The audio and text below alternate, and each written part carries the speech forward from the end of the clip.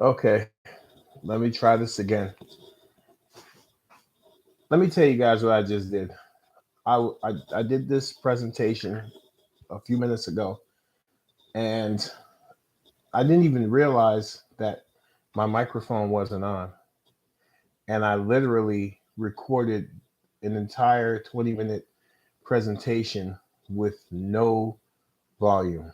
I'm going to leave it there too. I'm going to leave that video there too because I just want people to see that we all make mistakes and we all have the opportunity to correct them. So this is take two. So I had to do a presentation for my first year experience class. And by the way, I am a legal studies major, first year at Berkely College in Woodland Park. My goal is to become an attorney at some point, which will be an extension of my work as a community activist and also as an advocate for special education in my community. And, being an advocate is a passion of mine and it's something that I've always done. And so this is an extension of that, me going to school to obtain my associates in applied science and legal studies and to continue on to get my bachelor and my master's degree and then work on passing the LSAT and prayerfully passing the bar and becoming an attorney to be able to fight. But anyhow, for this presentation, I had to actually answer a couple of prompts. And so I'm going to do that now. And the first thing they're asking is to evaluate, were you able to make any improvements or chip away at your goal? Why or why not? And for that prompt, yes, I have been able to do that. Um, in keeping with my diet that I've been on for a little while, and there are some days when, I'll go off track with it, but having a tighter presentation or a tighter what's the word that I want to use? Yeah, presentation on what I'm eating. Because when I'm looking at the food that I'm preparing, um, I want to make sure now, which really wasn't an issue back then, which really wasn't a concern. I want to make sure the calories are where they need to be. I want to make sure that it's not a lot of sodium, not a lot of sugar. Trying to stay away from carbs as much as possible. It's not always easy. But the point I'm trying to make is that, those are the changes I'm making now because I'm a diabetic. And for the past several years, I've been taking my insulin, taking my medication that I need. But the most important factor is making sure that you eat right. And for the last several years, I wasn't really doing that. I was preparing my meals and eating how I wanted to eat and so forth. So, one of the ways that I have been, as it says here, making any improvements. I've made improvements in terms of making sure that I, eat the correct foods. I'm preparing my meals at home now. I go to the supermarket when I get food for the house. I also get enough foods that I can prepare meals at home. So when I go out and I travel, I could bring those foods with me versus just stopping at a fast food restaurant and getting something to eat, which is usually extremely high in sodium and high in fat and so forth. Um, and it says what worked for you. Yes, that's what worked for me. Getting away from the fast food and understanding that there are other options out there, healthier options, such as preparing your meals at home. Because when you prepare your meals at home, you can control the amount of sodium, you can control the amount of carbohydrates, sugars, all of that. You can control that. When you grab something from a fast food restaurant, what's there is there, and you can't control what you're eating. You just eat, and whatever it is, it is. And that's a scary prospect when you're diabetic because you have to be very cognizant of your calorie intake, your starch intake, your carbohydrate intake, because all carbohydrates turns into sugar. This is what I'm learning too. So um, it's a numbers game with food. You need to make sure that you're eating certain things and not overdoing it in other areas, to promote your health. Um, what would I do differently next time? Well, I mean, I don't know if I really know what that would mean, because we don't know what life would bring us. Who knows what the challenge would have been at that point versus what I'm dealing with now.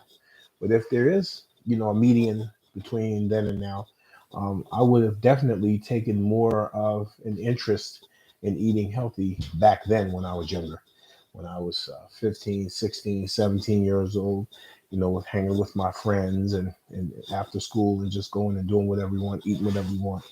I think I would have changed that then so that I could have continued those habits to where I am now.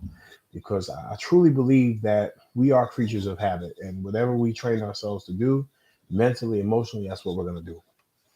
Um, Two pieces of advice that I have for incoming freshmen is: number one is to study. Study, study, study.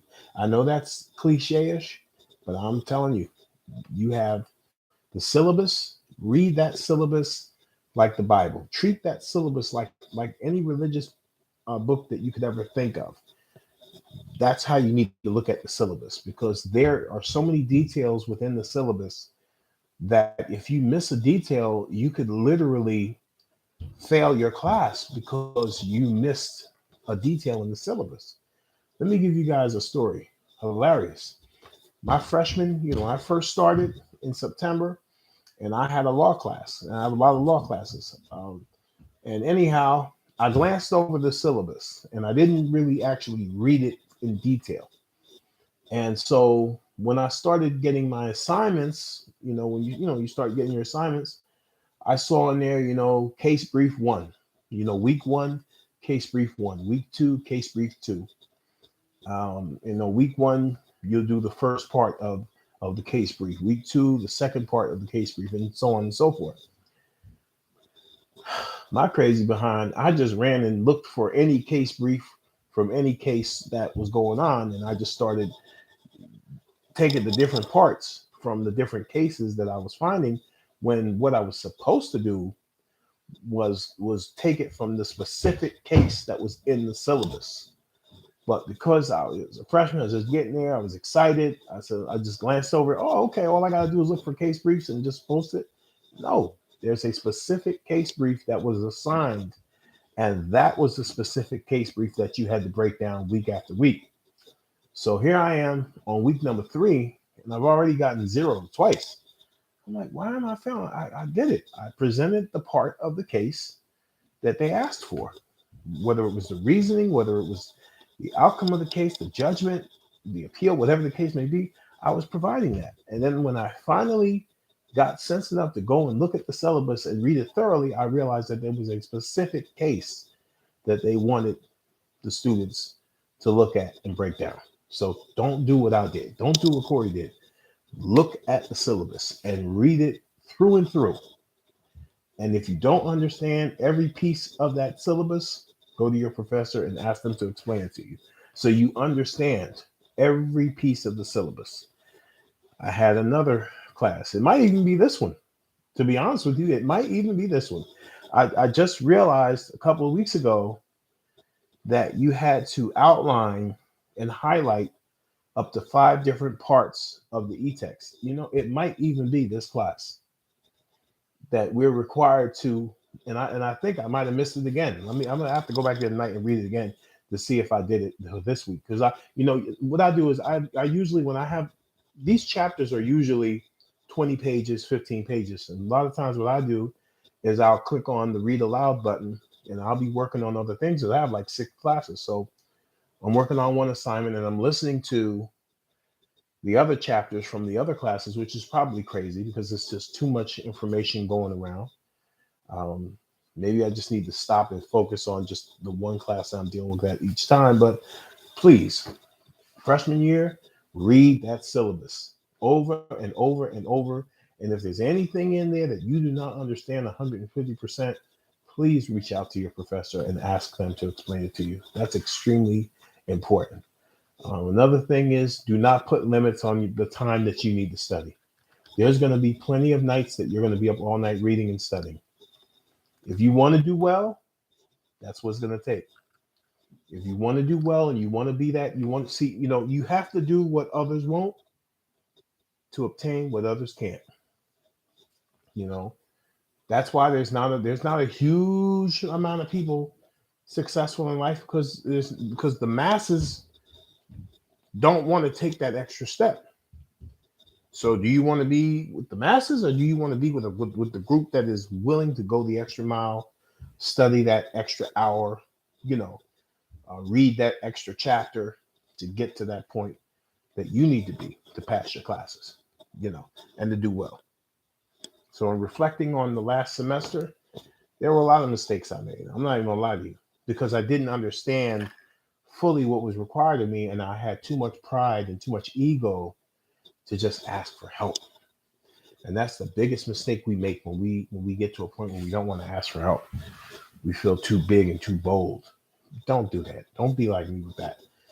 So if there's anything that I could change, it would be that if I need help, I'm going to ask for it, no matter how many times. Ask for it. Berkely College has a department there. I believe it was the Center for Student Success. And their purpose is to answer your questions. As many questions as you may have, their job is to answer your questions and to walk you through the process.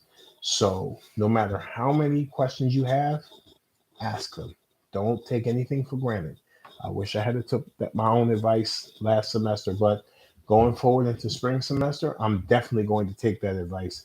And if there's anything that I do not understand, I'm going to make sure that I let my professors know. That's another thing. Okay. Other than that, I think that's all I have for right now. Looking forward to next week. I'm sure there's going to be some interesting assignments, and I hope that I did my best. I hope you guys heard me this time, because I did it just a few minutes ago, and I went back to listen to it, and I didn't hear anything. So I'm like, oh my God, I can't turn this in, So I said, let me go back and do it again, because I want to make sure it's right, and I want to make sure the assignment is complete. All right. Enjoy the rest of your week. Peace.